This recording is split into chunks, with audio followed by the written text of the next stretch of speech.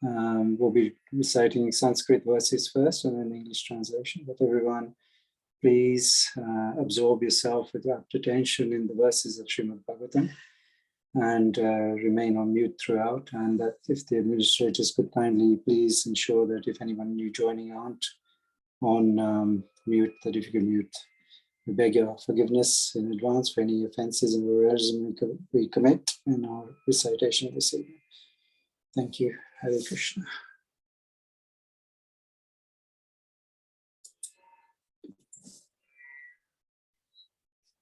Atha Pratamaskandhaha Chaturtodhyayah Vyasovacha Iti Pruvanam Samstuya Muninam Dirghasatrina Vriddha Kulapati Sutam Bahricha Shaunako Bravi Shaunaka Uvacha Suta Suta Mahabhaga Vadano Vadatam Vara Katham Bhagavatim Punya Yadaha Bhagavan Chukaha Kasmin Yuge Pravritteyam Sthane Vakena Hetuna Kuta Sanchodita Krishnaha Kritavan Samhita Munihi Tasya Putro Mahayogi Samadrin Nirvikalpakaha Ekantamatirunnitro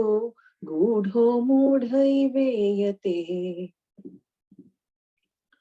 Drishtvanuyantam Rishimatmajamapyanagnam Devyo Hriya Paridadhurna Sutasya Chitram Tadviksha Prichhati Munau Jagadustavasti Stri Pumbhidanatu Sutasya Vivikta Drishte Kathamalakshitah Pauraihi Samprapta Kurujangalan Unmattamuka Jadavad Vicharan Gajasahvaye Katham Va Pandave Yasya Rajarshir Munina Saha Samvada Samabhutata Yatraisha Satvati Shrutihi Sagodohana Matram Hi Griheshu Grihamedhina Avekshate Mahabhagaha Tirthi Kurvam Stadashramam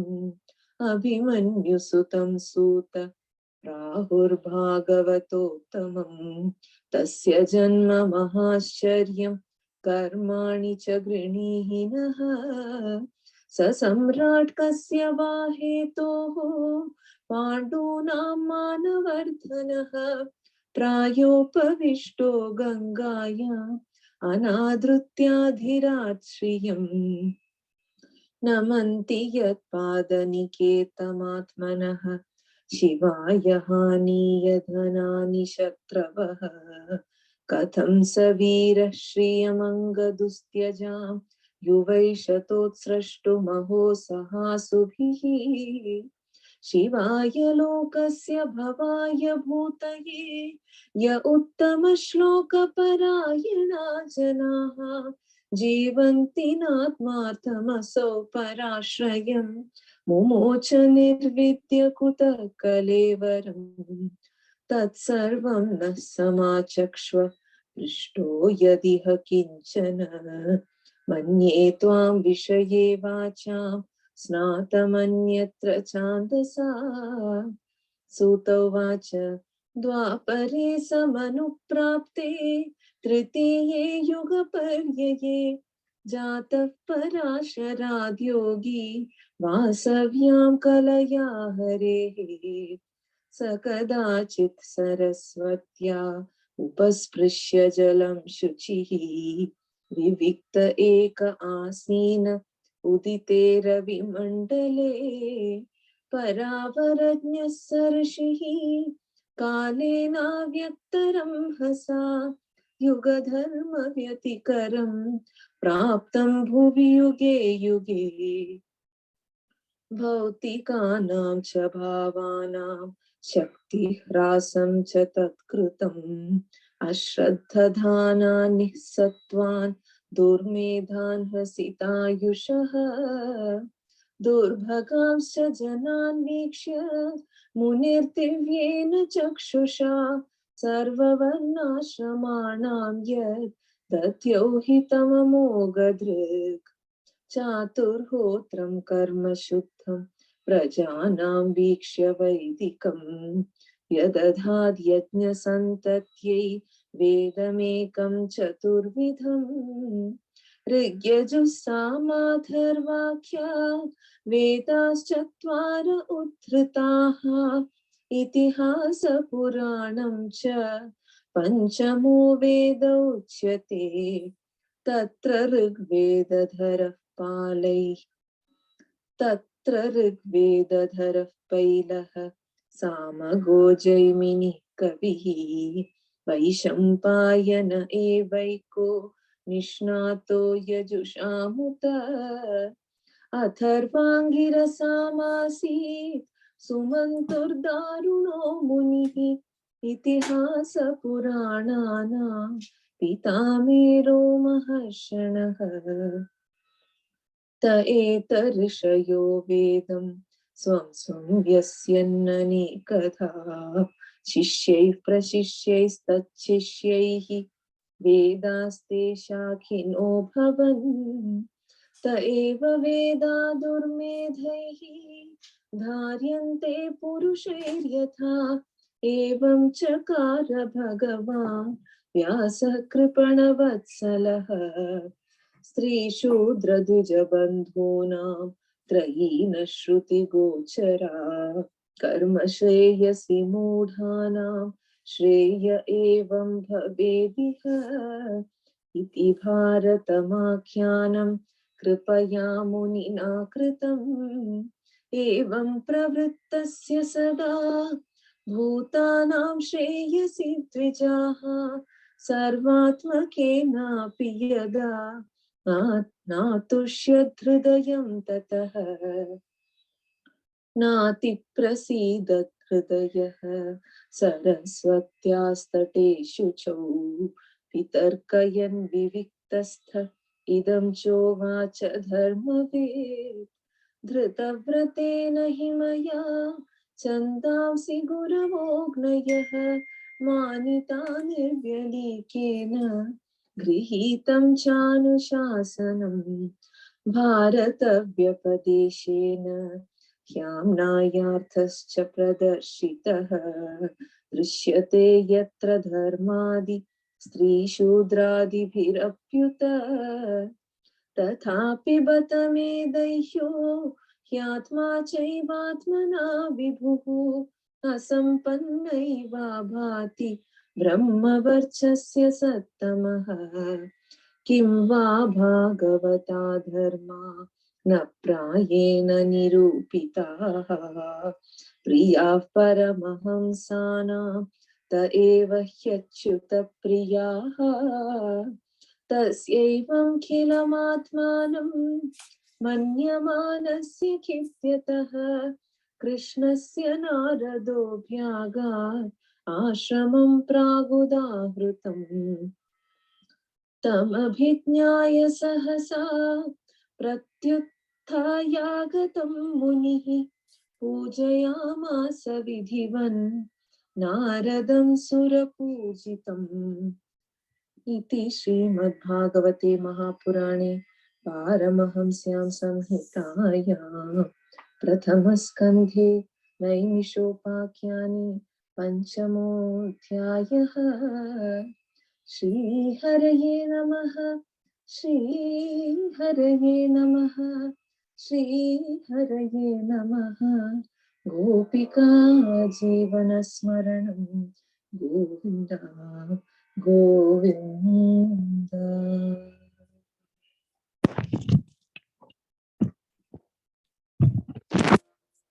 Chapter 4. The appearance of Sri Narada. Translations by His Divine Grace, A.C. Bhaktivedanta Swami Srila Prabhupada Ki Jai. Text 1. Vyasadeva said, on hearing Suta Goswami speak thus, Shaunaka Muni, who was the elderly, learned leader of all the rishis engaged in that prolonged sacrificial ceremony, congratulated Suta Goswami by addressing him as follows. Text 2. Shonaka said, O Suta Goswami, you are the most fortunate and respected of all those who can speak and recite. Please relate the pious message of Srimad Bhagavatam, which was spoken by the great and powerful sage Sukhdeva Goswami. Text 3. In what period and what place was this first begun? And why was this taken up? From where did Krishna Dvaipanya Vyasa, the great sage, get the inspiration to compile this literature? Text 4. His Vyasadeva's son was a great devotee and equibalanced monist, whose mind was always concentrated in monism. He was transcendental to mundane activities, but being unexposed, he appeared like an ignorant person. Text 5. While Sri Vyasadeva was following his son, beautiful young damsels who were bathing naked covered their bodies with cloth, although Sri Vyasadeva himself was not naked. But they had not done so when his son had passed. The sage inquired about this, and the young ladies replied that his son was purified, and when looking at them made no distinction between male and female. But the sage made such distinctions. Text 6. How was he, Srila Sukhdeva, the son of Vyasa, recognized by the citizens when he entered the city of Hastinapur, now Delhi, after wandering in the provinces of Kuru and Jangala, appearing like a madman, dumb and retarded? Text 7.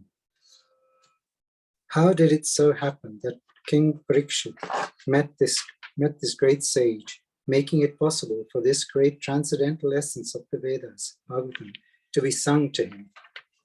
Text 8. He, Sukhdeva Goswami, was accustomed to stay at the door of the householder only long enough for a cow to be milked, and he did this just to sanctify the residence. Text 9. It is said that Maharaj Parikshit is a great first-class devotee of the Lord, and that his birth and activities are all wonderful. Please tell us about him. Text 10. He was a great emperor and possessed all the opulences of his acquired kingdom. He was so exalted that he was increasing the prestige of the Pandu dynasty. Why did he give up everything to sit down on the bank of the Ganges and fast until death? Text 11. He was such a great emperor that all his enemies would come and bow down at his feet and surrender all their wealth for their own benefit. He was full of youth and strength, and he possessed kingly opulences that were difficult to give up. Why did he want to give up everything, including his life? Text 12. Those who are devoted to the cause of the personality of Godhead live only for the welfare, development, and happiness of others. They do not live for any selfish interest. So even though the Emperor Parikshit was free from all attachment to worldly possessions, how could he give up his mortal body, which was the shelter for others? Text 13. We know that you are expert in the meaning of all subjects, except some portions of the Vedas, and thus can clearly explain the answers to all the questions we have just put to you. Text 14. Suta Goswami said, when the second millennium overlapped the third, the great sage Vyasadeva was born to Parasara in the womb of Satyavati, the daughter of Vasu. Text 15. Once upon a time, he, Vyasadeva, as the sun rose, took his morning ablution in the waters of the Saraswati and sat alone to concentrate. Text 16. The great sage Vyasadeva saw anomalies in the duties of the millennium. This happens on the earth in different ages due to the unforeseen force of time. Text 17 and 18. The great sage, who was fully equipped in knowledge, could see through his transcendental vision the deterioration of everything material due to the influence of the age. He could also see that the faithless people in general would be reduced in duration of life and would be impatient due to the lack of goodness. Thus he contemplated for the welfare of men in all statuses and orders of life. Text 19. He saw that the sacrifices mentioned in the Vedas were means by which the people's occupations could be purified. And to simplify the process, he divided the one Veda into 4 in order to expand them among men. Text 20. The 4 divisions of the original sources of knowledge, the Vedas, were made separately. But the historical facts and authentic stories mentioned in the Puranas are called the 5th Veda. Text 21. After the Vedas were divided into 4 divisions, Vela Rishi became the professor of the Rig Veda, Jaimini the professor of the Sama Veda, and Vaisampayana alone became glorified by the Yajurveda. Text 22.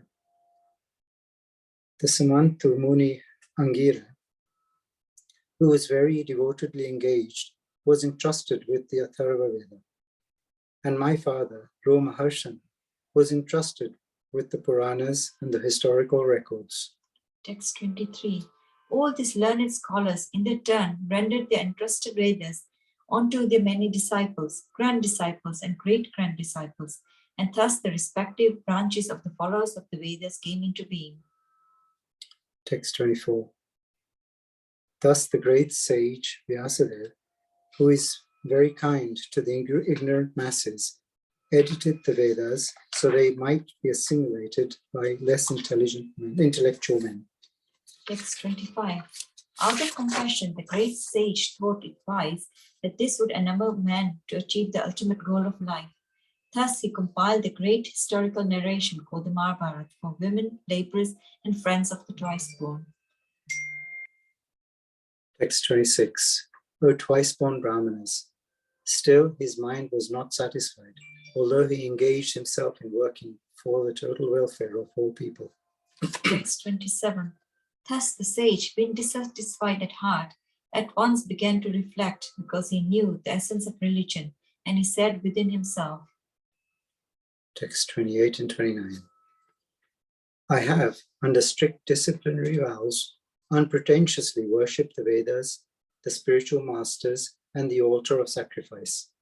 I have also abided by the rulings and have shown the import of disciplic succession through the explanation of the Mahabharata, which even women, Sudras, and others, friends of the twice-born, can see the path of religion. Text 30. I'm feeling incomplete, though I myself am fully equipped with everything required by the Vedas. Text 31. This may be because I did not specifically point out the devotional service of the Lord, which is dear both to perfect beings and to the infallible Lord. Text 32. As mentioned before, Narad reached the cottage of Krishna Dvaipayana Vyasa on the banks of the Saraswati, just as Vyasadeva was regretting his defects. Text 33. At the auspicious arrival of Sri Narad, Sri Vyasadeva got up respectfully and worshipped him, giving him veneration equal to that given to Brahmaji, the creator. Thus ends the Bhaktivedanta translations of the first canto, 4th chapter of the Srimad Bhagavatam, entitled The Appearance of Sri Narada.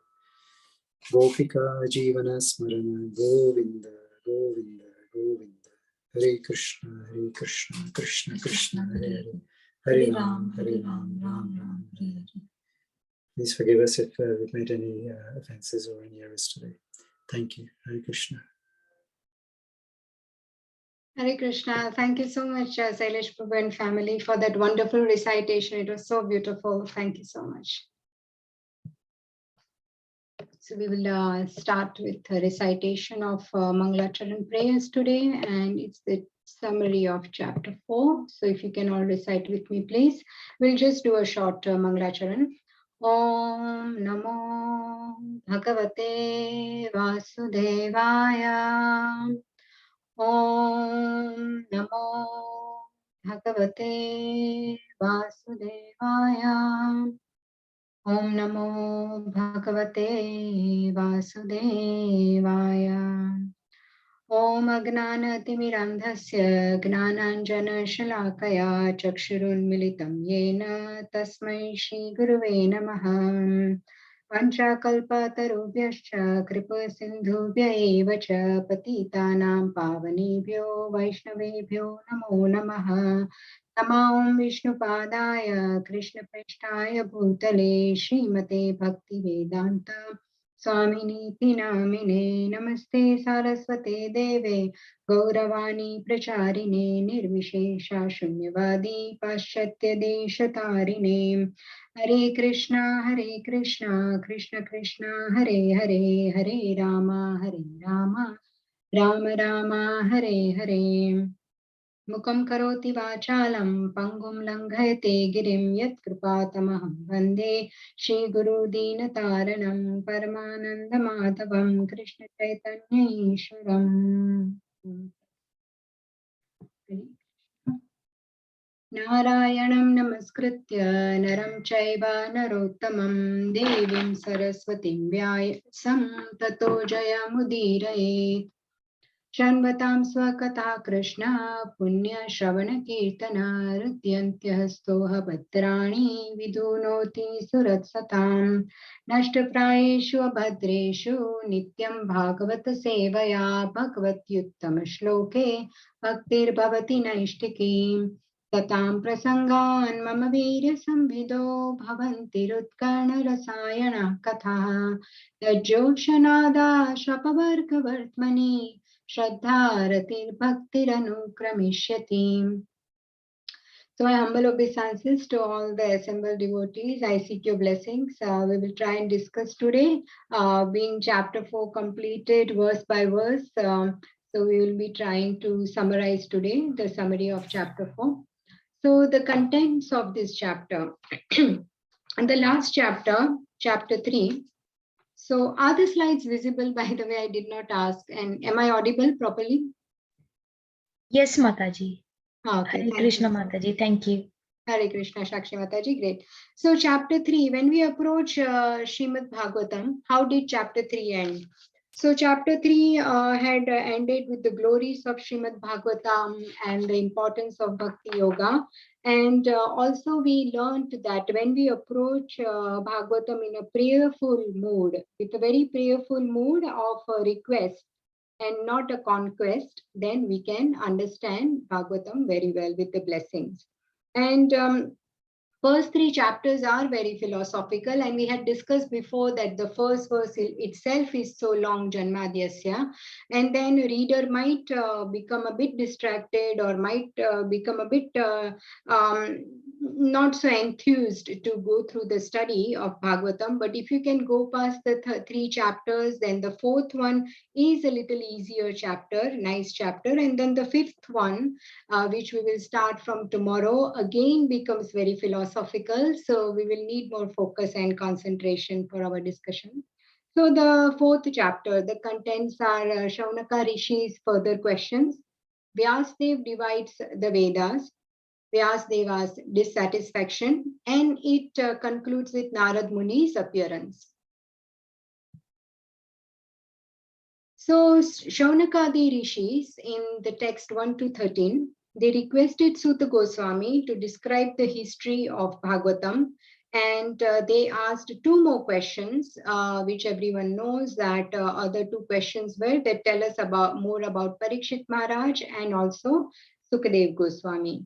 And also here we can see that Srimad Bhagavatam is the shelter of Dharma, and after Lord Krishna departed, the last question that Shaunakadi, out of the 6 questions, the last question's answer was, what did they hear? What did the Shaunakadi Rishis hear from Suta Goswami? The answer was that Bhagavatam is the shelter of Dharma after Krishna departed this world. So having heard that point, naturally they wanted to understand how was Bhagavatam written, what was Vyasadeva's inspiration to compile it, and under what circumstances and what times, etc., it was compiled.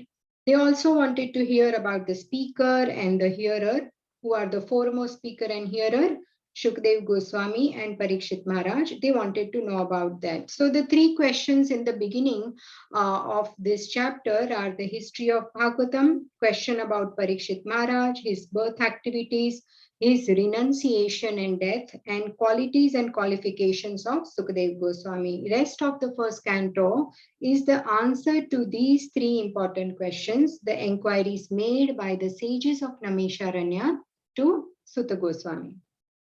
So now here we can see also on this slide that in the beginning, we see that how the chapter begins is, I've not put the verse on the slide, but I would like to recite the first words, Vyasa Uvacha, Iti Bruvanam Samshtuya Muninam Dirghashatrinam Vruddha Kulapati Sutam Bhavrucha Shaunako Bravit. So here we can see that in these words, the qualities of Shaunaka Rishi are mentioned. He is inquiring from Suta Goswami. So who should be the person who represents a big community of devotees? He is a Vruddha, so he is senior, he is eldest in the community. He is Kulapati, he's got the qualities of a leader, and he is Bhavrucha, means he is very learned. So he represents and he asks a question, and also this also applies to a congratulator. Say, for example, there is a function in a temple community, then the congratulator is the person with these qualities who will go and invite the guest, etc. So here we can see in the first verse the qualities of the congratulator, and thereafter we can also see in this first verse the purport is really brilliant. All the purports are, Srila Prabhupada says he has emphasized on personal realization. So personal realization, Prabhupada says, does not mean that one should out of vanity attempt to show one's own learning by trying to surpass the previous Acharya. So here we can see similarly Suta Goswami also spoke Bhagavatam, but he spoke after personally realizing it. And Prabhupada uses here in the purport the words Yathadhitam and Yathamati. So Yathadhitam means the way he has studied and heard from his previous Acharya, and Yathamati, and in the same way he has understood how he has heard. So he has understood, he is repeating it in the same way after realizing the knowledge, and this is the bona fide way of presenting the bona fide knowledge of the scriptures. So even there is a very much related verse in Bhagavatam in the second chapter, and it's very popular, most of you would know, is that the verse is Yahasvanubhavam akhila shruti saramekam adhyatma deepamati rashatam tamondham samsarinam karunayah purana guhyam tam vyasa sunumupayami gurum muninam. So in the translation, in the second half of it, here Srila Prabhupada says that this is spoke with the most confidential supplement to the cream of Vedic knowledge, after having personally assimilated it by experience. So this is how Suta Goswami is narrating the Bhagavatam, how he has heard it from Sukhdev Goswami, and after understanding it properly in a bona fide way. So one should not ever try to put their own realizations if they are not bona fide, and if they are not within the principles of the Shastras, then they should not try to surpass the previous Acharyas. But yes, if the realizations are bona fide, for example, we had discussed before that Srila Prabhupada, I had given that example of he calls in this big assembly to explain the science of soul. He calls this little boy and he asks him, points out to his head and arm and leg, to whom this belongs. And the boy every time says, my hand, my head, my leg. So Prabhupada very nicely explained and easily explained the science of the soul. You are not this body, you are this soul, because every time the boy is saying my hand, my body, he's not saying I am hand, he's not saying I am head. Yes, this body is given to us, it belongs to us temporarily. So the whole point is one should not get attached to it. And that is the main first lesson of Bhagavad Gita. But it is so nicely explained by Srila Prabhupada according to the audience he is speaking to. So he is maintaining the principle and Siddhanta, but you can add your own realization to suit the audience. For children, sometimes when we are giving class, we narrate so many stories, so they can relate and they can understand. But as long as the essence is maintained, the speaker can speak without surpassing the previous acharya by giving practical examples. So that is also one thing pointed out here. It's a very important point here in the fourth chapter, that personal realization and following the bona fide speakers is very, very important. So that is the slide 7. And also Shaunaka the Rishi praises Suta Goswami. So what are his quality? He is Mahabhaga. Mahabhaga means he is most fortunate, and he is Vadatamvara. He is best of all the speakers. And then from the fourth shloka onwards, they glorify the qualities of Sukhdev Goswami. And so we will recite the fourth shloka, which I have Bhagavatam in front of me, and I hope all of you have, so you can also recite. So the fourth shloka is Tasya putro mahayogi samadrin nirvikalpakaha ekanta matirun nidro gudo mudha iveyate. So these are the qualities of Suta Goswami, and these qualities are that he is Vyasadeva's son. He is a great devotee, and he is, sorry, these are the qualities of Sukhdev Goswami. He is Vyasadeva's son and he's a great devotee. He's equibalanced, and so we can see here from the shloka that the words used are Mahayogi, he's a great devotee. He's Samadrik, means he has equal vision. He's Nirvikalpaka, means he is equibalanced in oneness of his mind. He's non-duplicious. And he is Ekantamati, whose mind is always concentrated in oneness. And he is Unnidra, he was transcendental to mundane activities. And we have also seen, like last time we were discussing, that as he was passing by and these heavenly damsels were bathing, we heard in the translation as Prabhuji was reciting, that he sees a tree, a woman, a man all equally, because he is at such a high spiritual level that there is nothing material within him. His consciousness is pure. So that is Sukhdev Goswami. And then we can see that I'll move on to the slides here, the slide 8. Okay, qualities of Sukhdev Goswami. And then how did, they are also asking this question in the 6th verse, how did Hastinapur citizens recognize Sukhdev Goswami? So this answer will be in the first canto, 18th and 19th chapter. It's not covered here. And how did the meeting with Parikshit Maharaj take place? So that is in the 7th verse. Thereafter, we can see that, yes, this is very beautiful shloka. Questions about Parikshit Maharaj. So they are asking in this text question about Parikshit Maharaj, describe his birth, activities, and renunciation. So they speak this beautiful shloka, and while they ask this question for the auspiciousness of humanity, the souls like Parikshit Maharaj, how they extend and stretch themselves, although they personally don't have any agenda. So we'll recite the shloka. Shivaya lokasya bhavaya bhutaye ya uttama shloka parayana janaha jivanti natmarthamasau parashrayam numocha nirvidya kuta kalevaram. So although Parikshit Maharaj, he did not personally have any agenda, although they don't live for themselves. They are not attached to any personal comforts or prestige or material enjoyment. Such souls, they don't desire any of this, and still he renounced the kingdom. So why did he do so, and why did he give up his life so prematurely? So this is also one of the question, and it is nicely glorifying Parikshit Maharaj. So I really like this shloka. I thought we should recite and put in the slide. So these are the questions asked by the sages, and they are asking, why did he renounce the kingdom? And he was quite comfortable where he was, but he wants to hear Bhagavatam in the assembly of sages. So all of us can get the Bhagavatam, and the main point is comes out of this is the essence is Bhakti Yoga for us all to learn.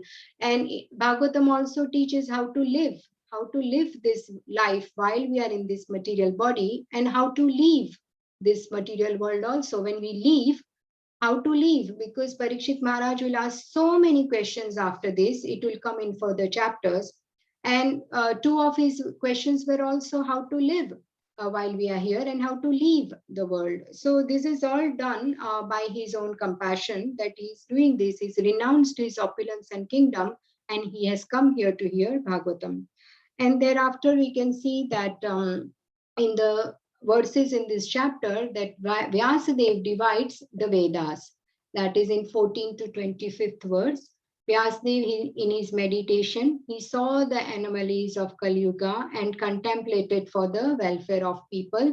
And we had recited the shloka 17 and 18 last time. So I just put the main points from it, that with his foresight and vision, he could see that these are the qualities of the coming age, that the people will be decreased in bodily strength.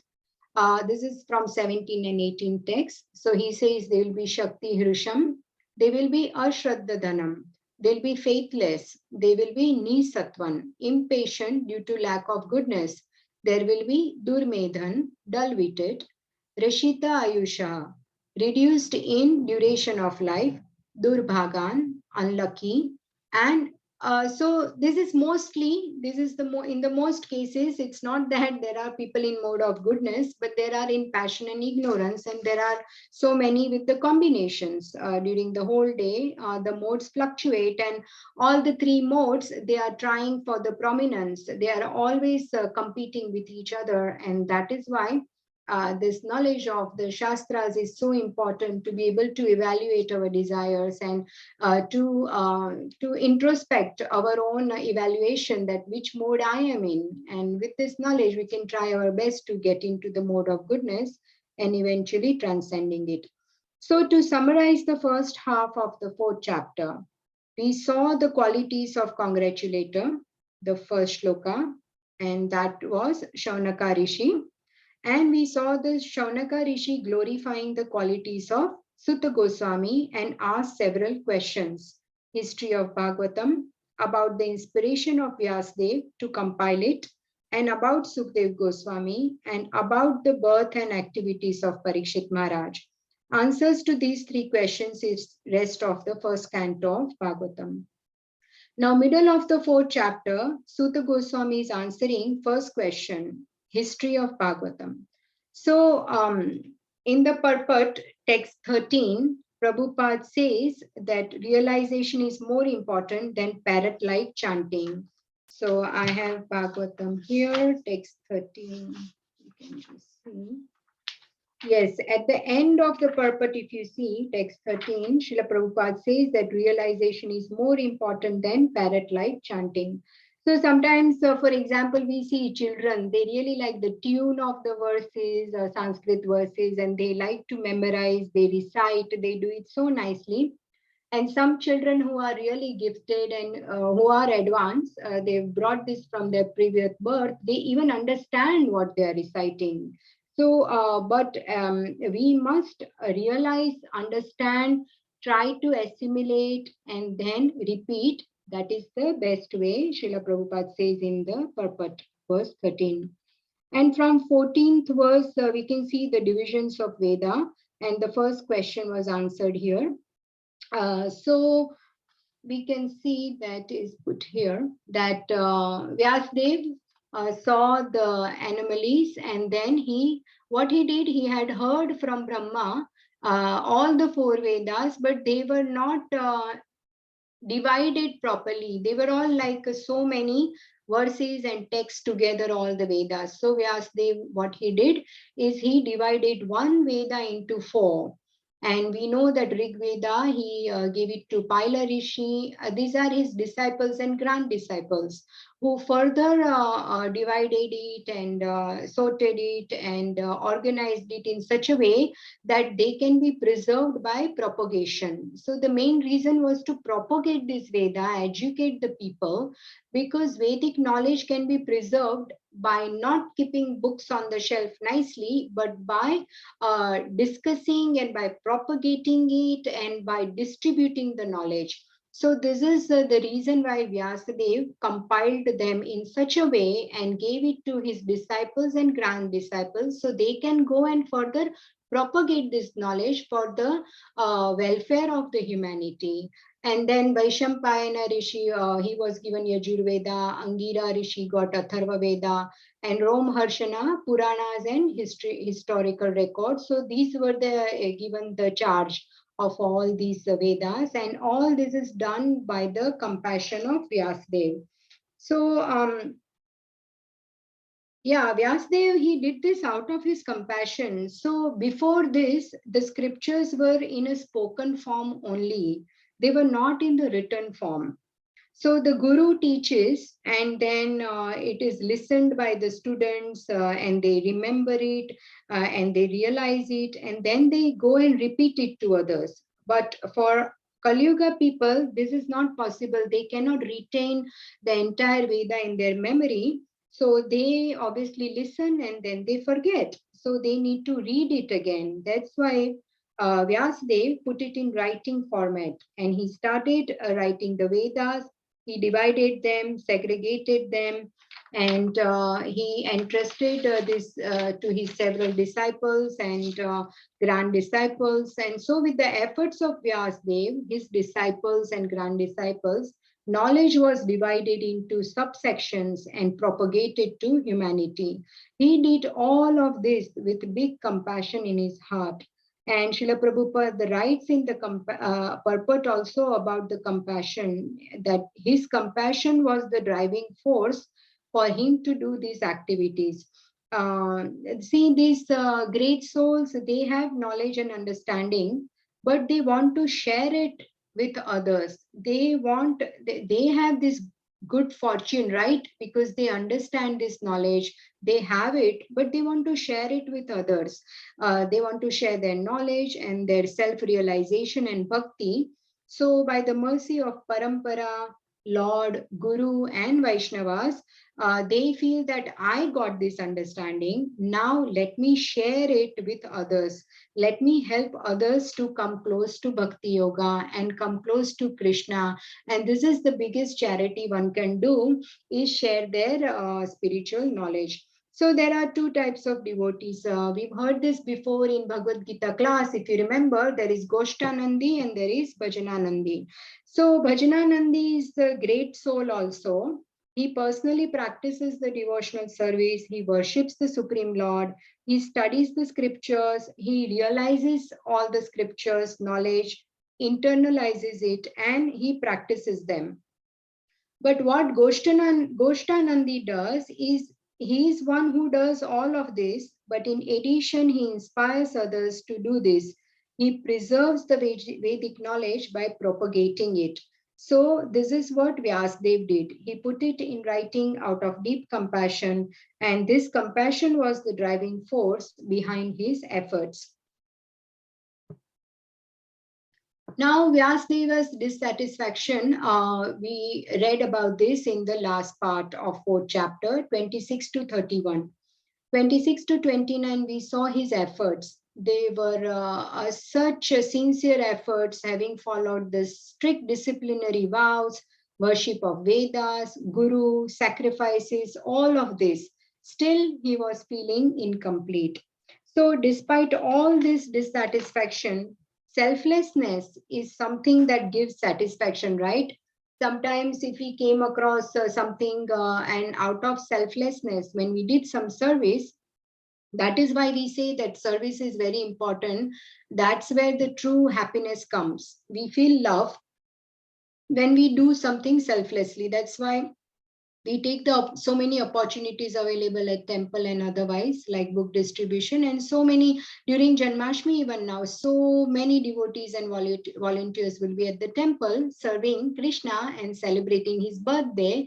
And you will see all the volunteers, they'll have such bright smiles, and they always year after year look so happy, because that is a selfless service. And even here, Vyasdev, he did it selflessly, but still there was some dissatisfaction here, even though his activities were on a spiritual plane. So, but in general, speaking about others, if they do charity, okay, that is wonderful. If you do it for humanity's welfare, yes, it is good. But if God, Krishna, God is not put in the center, then that person will not feel the full satisfaction. So ultimately, Krishna is the source of all the satisfaction. And if we keep him aside and do selfless efforts, it is not going to give us true satisfaction. Yes, Vyasdev here did everything selflessly, but he did not sufficiently glorify Bhakti Yoga, Krishna, and his devotees. So now in verse 31, Vyasdev will contemplate. So here we can see, I've put here that verse 31, he's contemplating what could be the possible reason. And this happens before his Guru Narad Muni comes. He thinks maybe because I have not pointed out Bhakti, which is dear to both perfect beings and the infallible Lord.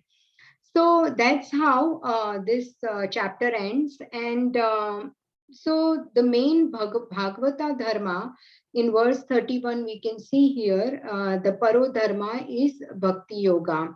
And we will see that this Bhagavata Dharma in the first line, this word will come many times also in the progressive verses of Bhagavatam. What it means is Bhakti Yoga. That is the highest dharma, and that is performed by Bhagavata devotees, and that is the ultimate. So the verse is Kimva Bhagavata Dharma na prayena nirupitaha priya param hamsanam ta eva hya achita priyaha. This may be because I did not specifically point out the devotional service of the Lord, which is very dear both to perfect beings and to the infallible Lord. The dissatisfaction which was being felt by Vyasadev is expressed herein in his own words. This was felt for the normal condition of the living being in the devotional service of the Lord. Unless one is fixed in the normal condition of service, neither the Lord nor the living being can become fully satisfied. This defect was felt by him when Narad Muni, his spiritual master, reached him. It is described. So now there is one very important point here. I heard in one of the classes that I was hearing on this chapter, and there the devotee says that there is a very striking observation. And that is that before the Guru comes, Vyasadev did honest introspection. Now Vyasadev could figure out reason for his own dissatisfaction by himself.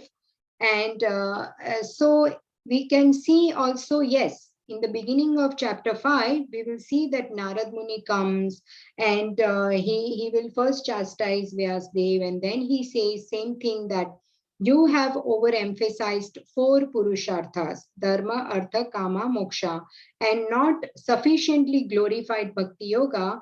This is the reason of your dissatisfaction. But the main point here is that when we honestly introspect, say there is some problem, there is difficulties in life, or we come across certain struggle or conflict, what we need to do is we need to introspect. There is Paramatma within, right? Krishna says, Mamaivamso Jiva Loke, Jiva Bhuta Sanatana. Yeah, and he says that I am within everyone's heart. So when we honestly introspect, when we carefully analyze within ourselves, we can figure out the reason of our failures, problems in life, say problems in relationships or any other problem. At least to some degree, at least we can work out the reason. So it's not a complete substitute. We do need Guru's introspection and guidance, but at the same time, this self-introspection has its role. Just give me one moment. The self-introspection has its role. It's not that the guru does like a spoon feeding.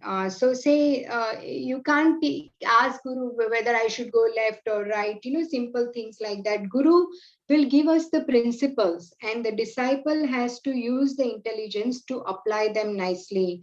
So all the details may not be given. So we need to use our own intelligence. And even in the 11th canto, there is a 24 Gurus episode and chapter 7, 8, and 9, where it says that Guru will enlighten.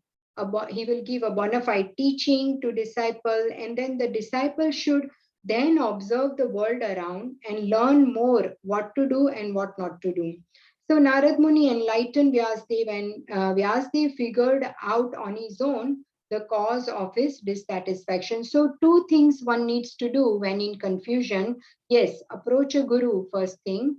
And secondly, honestly introspect. So we know in the beginning of Bhagavad Gita, Arjuna completely surrenders to Krishna and says that now you are my guru.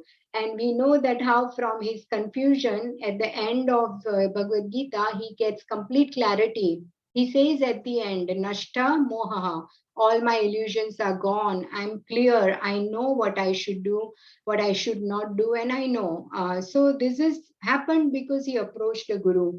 But yes, honest introspection within is also important. Not that Arjuna couldn't do it, he was a pure devotee, but all that happened so that we get Bhagavad Gita. So oftentimes the biggest block in our honest introspection is our false ego.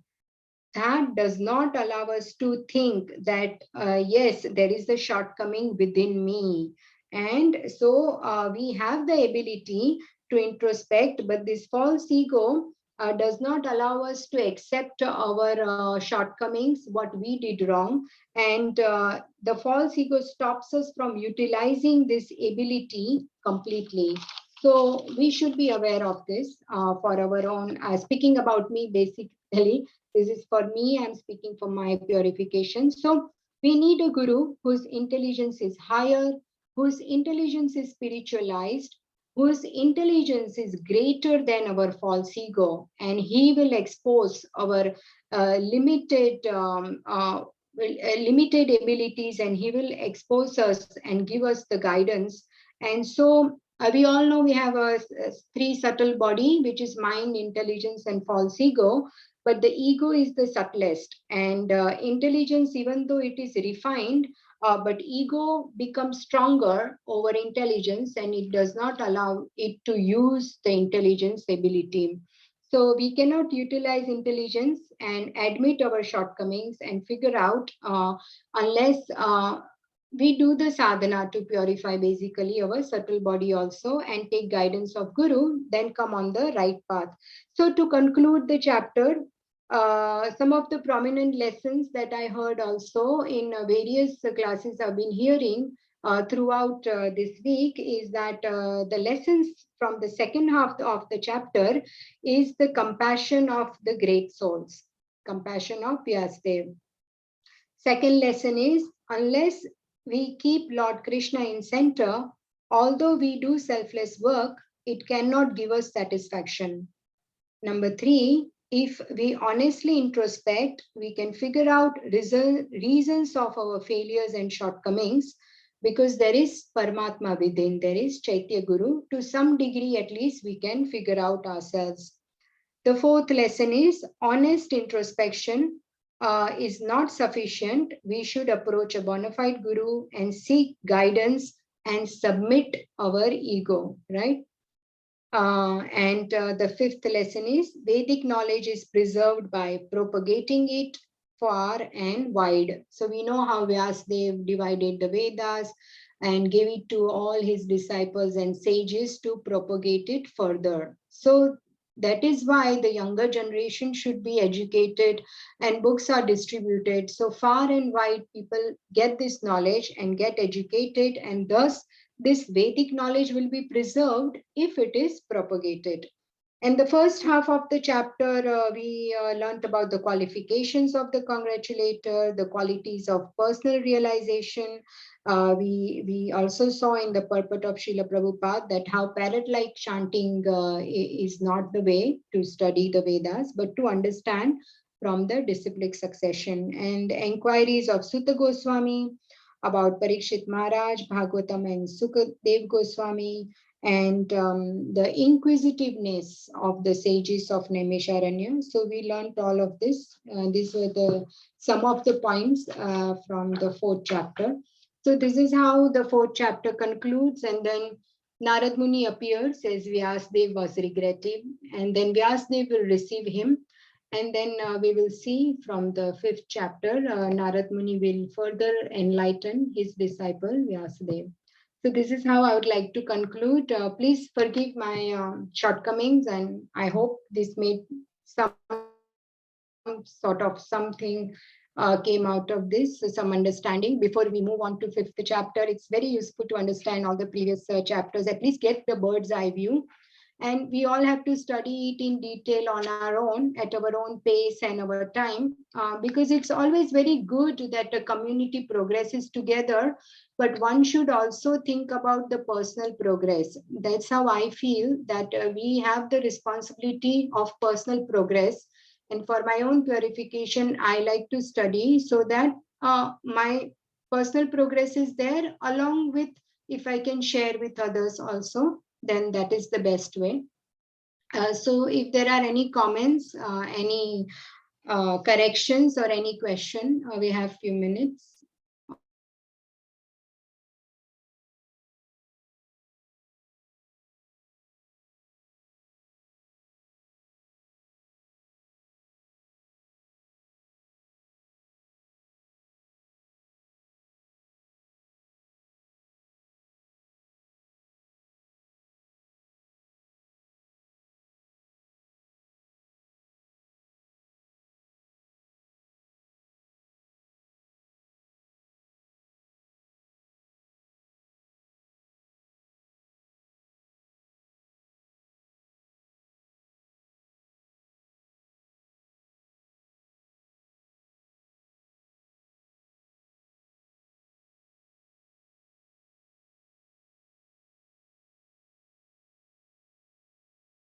You are muted, Mataji. Yeah, can you hear me? Sorry, my connection was lost. Yes, now we can hear you. Okay, so I think we have concluded anyway, if there is no other realization. Thank you so much.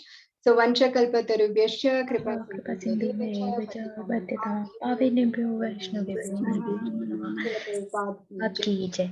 Thank you. Thank you for the messages and appreciation. Hare Krishna. Thank you so much, Mataji. Thank you. Hare Krishna. Hare Krishna. Hare Krishna. Krishna, lovely. Yes. Hare Hare Krishna, Mataji. Thank you, Mataji. Hare Krishna. Hare Krishna. Hare Krishna, Mataji. Thank you. Hare Krishna. Thank you so much, Jyoti Mataji, today for all your help and for all the recordings you do so consistently. All glories to your service. Hare Krishna. Hare Krishna. Krishna, thank you so much, Mataji. Very nice class. Thank you. Hare Krishna.